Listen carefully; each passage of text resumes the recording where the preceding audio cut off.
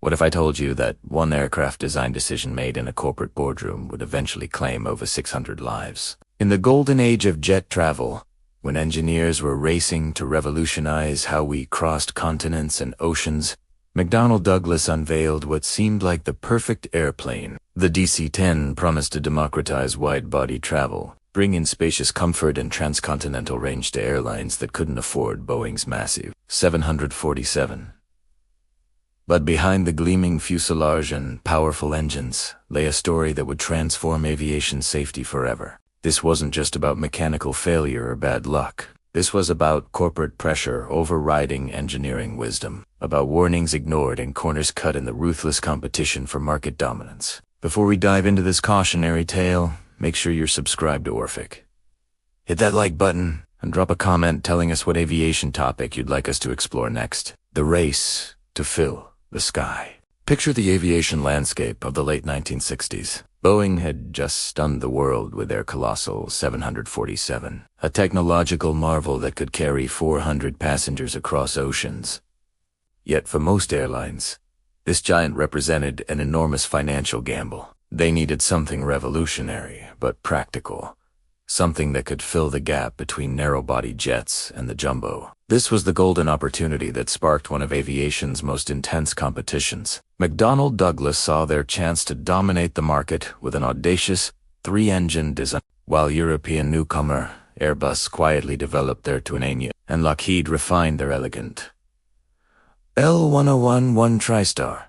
McDonnell Douglas moved at breakneck speed. They secured launch customers, American Airlines, and United, promising delivery within just 4 years from design to passenger service. The DC-10 would carry nearly 300 passengers, fly transcontinental routes effortlessly, and cost significantly less to operate than the 747. On paper, it was aviation's next great success story waiting to happen, the hidden flaw in paradise. Every aircraft tells a story through its design choices, and the DC-10's cargo door would write a tragedy. Unlike traditional inward-opening doors that cabin pressure naturally holds shut, McDonnell Douglas engineers chose an outward-opening design to maximize cargo space and revenue potential. This clever innovation required an absolutely foolproof locking mechanism, because at cruising altitude, the pressure difference between cabin and outside air creates thousands of pounds of outward force. Any failure would trigger explosive decompression with catastrophic consequences. Enter Don Applegate, a conscientious engineer who understood exactly what was at stake. On June 27, 1972, just 2 weeks after a near-catastrophic incident, he penned an internal memo that should have stopped everything cold. His warning was crystal clear. The cargo door locking mechanism was dangerously unreliable, and if it failed, the resulting decompression would collapse the cabin floor and sever critical flight control systems. But McDonnell Douglas was hemorrhaging money, racing desperately to capture market share before Lockheed's TriStar could gain traction. Orders meant survival, and redesigning the door system meant catastrophic delays. Applegate's memo disappeared into corporate bureaucracy, filed away and forgotten. When warnings become reality, June 12, 1970, American Airlines Flight 96 climbed through 11,000 feet above Windsor, Ontario when Dan Applegate's nightmare materialized. The cargo door exploded outward with terrifying force, exactly as he would predict in his memo just 2 weeks later. The cabin floor partially collapsed, jamming critical flight controls and leaving Captain Bryce McCormack fighting a crippled aircraft with compromised systems. Through extraordinary skill and determination, McCormack nursed the wounded DC-10 back to Detroit Metro Airport, saving all 67 lives aboard. The National Transportation Safety Board investigation confirmed what everyone feared: catastrophic cargo door failure. This should have triggered immediate mandatory redesigns across the entire DC-10 fleet worldwide.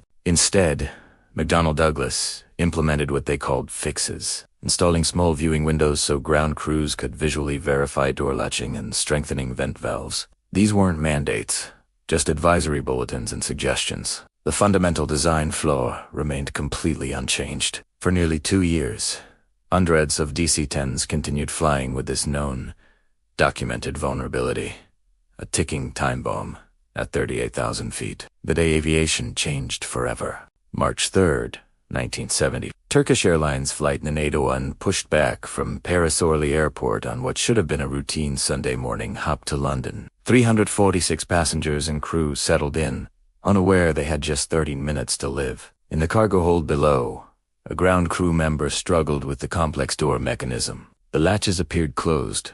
The viewing window looked normal, but the locking pins were slightly misaligned. Precisely the scenario Don Applegate had warned about in his memo nearly 2 years earlier. 13 minutes after takeoff at 23,000 feet, physics overwhelmed the misaligned latches. The cargo door exploded into the slipstream, and unlike Flight 96's partial collapse, this Flaw failure was total and instantaneous. Hydraulic lines, flight control cables, and electrical systems severed completely. The pilots had zero control, as their DC-10 became an unguided projectile. 6 minutes later, Flight 91 impacted the Hermanonville forest. No survivors among 346 souls aboard, making it history's deadliest aviation accident. Dan Applegate's buried memo resurfaced, its warnings now tragically, horrifically vindicated. The stigma that wouldn't fade, the Paris crash, sent shockwaves through the aviation world. Headlines screamed death jet and flying coffin from London to Tokyo.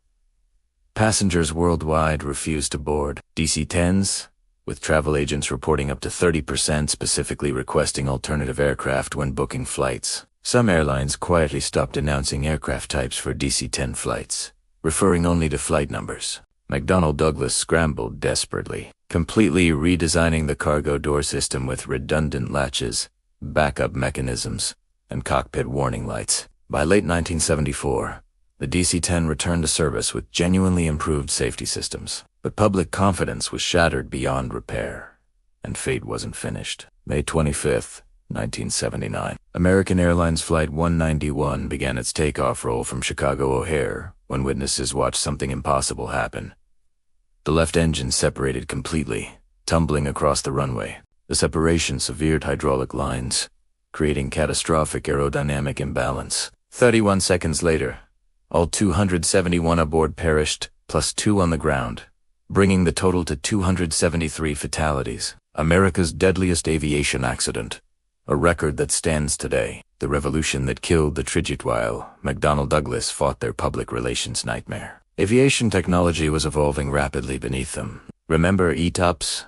Those regulations that made 3 engines essential for crossing oceans. New engine reliability was transforming those rules, allowing twin-engine aircraft to fly increasingly long routes over water. The DC-10's third engine, once its greatest competitive advantage, suddenly became an expensive liability. Modern twins proved dramatically more fuel-efficient, cheaper to maintain, and just as reliable. Boeing's 767, introduced in 1982, captured the exact market that DC-10 was designed to dominate. Later, the magnificent 777 became everything the DC-10 had promised.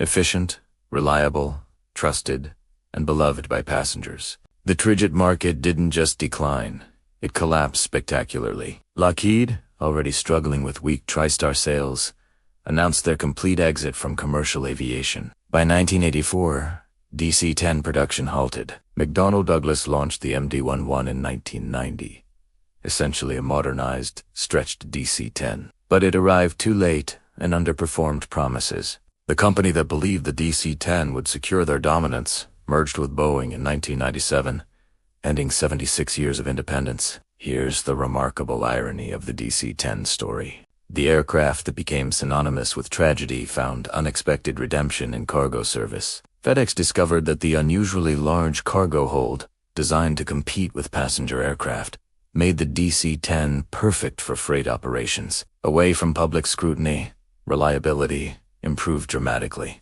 FedEx eventually operated over 60 DC-10 freighters, becoming the type's largest operator. The last passenger DC-10 retired in 2014, with final cargo flights ending in 2021 after exactly 50 years of service. But the DC-10's most important legacy isn't measured in cargo tons or flight hours.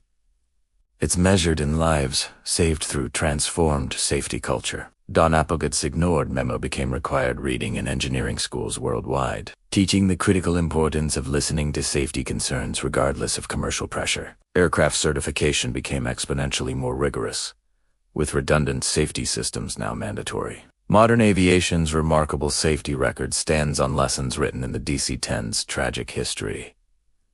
What's your take on this story? Have you ever flown on a DC-10, or do you remember when they dominated the skies? Drop your thoughts and experiences in the comments below. If you found this deep dive fascinating, you'll love our other aviation documentaries, exploring the stories behind the machines that changed our world. Subscribe to Orphiq, hit that notification bell, and join our community of aviation enthusiasts. Trust me, you won't want to miss what we're exploring next. Thanks for watching, and remember, every flight you take today is safer because of lessons learned from yesterday's tragedies.